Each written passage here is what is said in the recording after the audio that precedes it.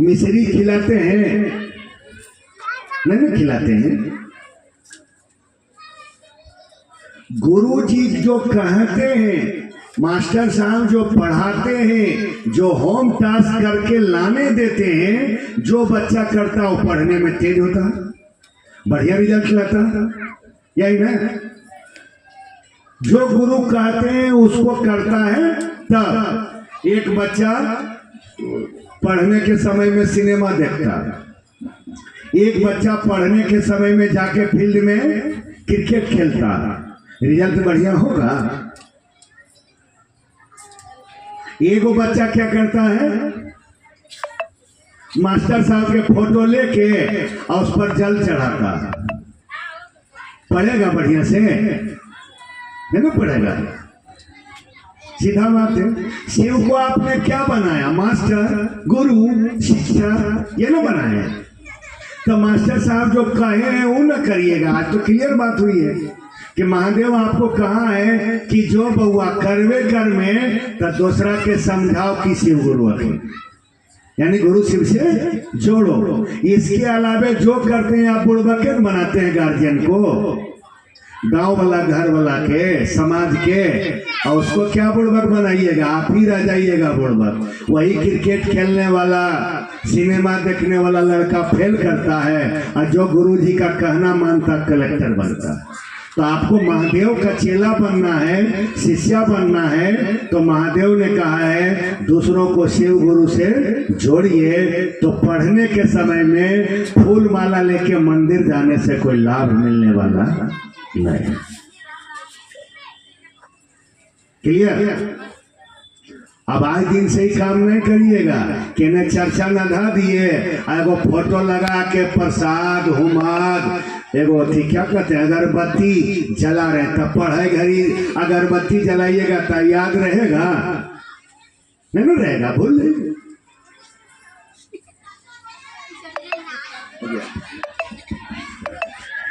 ये 2 दिन पहले की घटना है, मेरे साथ की घटना है। रात के 10:30 बज रहा था, तो कुछ कलकत्ता हावड़ा से गुरु भाई थे, कुछ हमारे क्षेत्र से गुरु बहन लोग थी जिनकी शिकायत थी, और कुछ बिहार से भी गुरु भाई लोग थे। और इन लोगों ने मुझे भी कॉन्फ्रेंस में लिया और सब मुझे ही झाड़ना शुरू कर दिया कि कपिल जी दुर्गापुर क्षेत्र में या कजरा क्षेत्र में गुरु बहन को गुरु भाई लोग नचाते हैं शिव चर्चा में।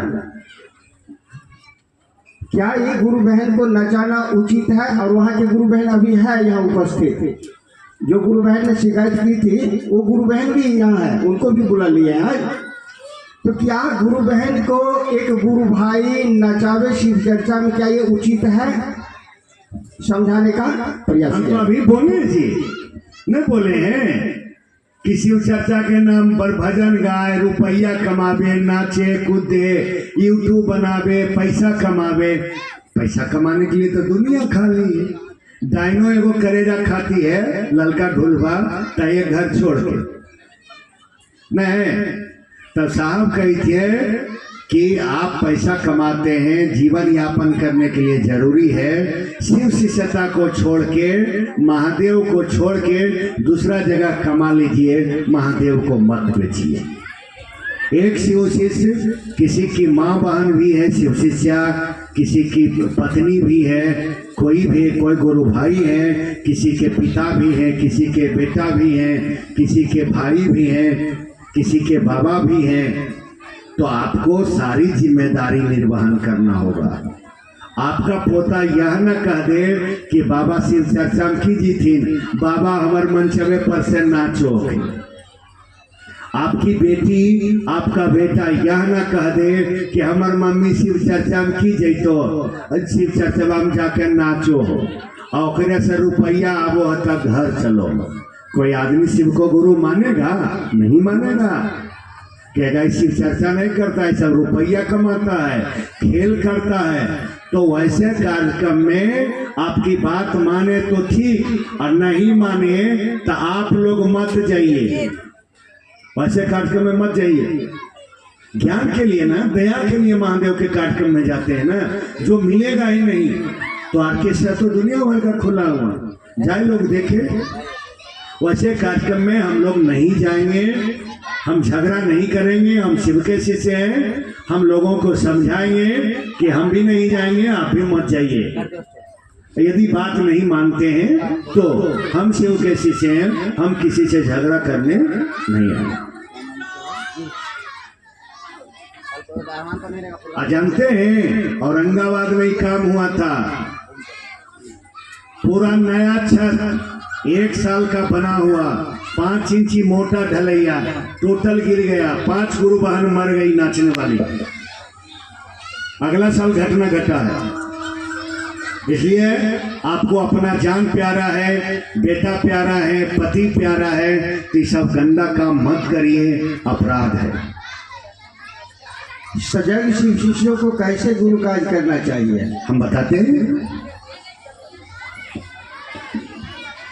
सजग गुरु भाई, गुरु बहन, आप मदद लीजिए साहब हरिंद्रानंद से। हम अपनी अनुभूति आपको एक बताते हैं 2 मिनट में। जमुई जिला में एक गांव है भगवन्ना, जंगल में 500 घर की बस्ती है, लेकिन बीच जंगल में। और उस जमाने की बात हम करते हैं 2005। कैसा लोग दीदी सुन लीजिए, बैठिए। 2005 में 8:30 बजते बजते बीच जंगल में रास्ता हम भूल गए, और जहां जाएंगे तो दोपहरिया रास्ता, मैंने एक रास्ता से 2 रास्ता फूट गया। फिर आगे बढ़े जंगल में तो 3 रास्ता 4 रास्ता फूट गया। हमको पता नहीं चले कि कौन गांव है भगवन्ना। हम मोटरसाइकिल लगा के लगे रोने।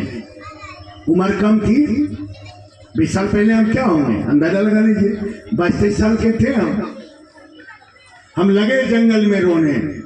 तब याद आया कि भर बीघा में साहब आए थे 2004 में, उसने आशीर्वाद दिया था।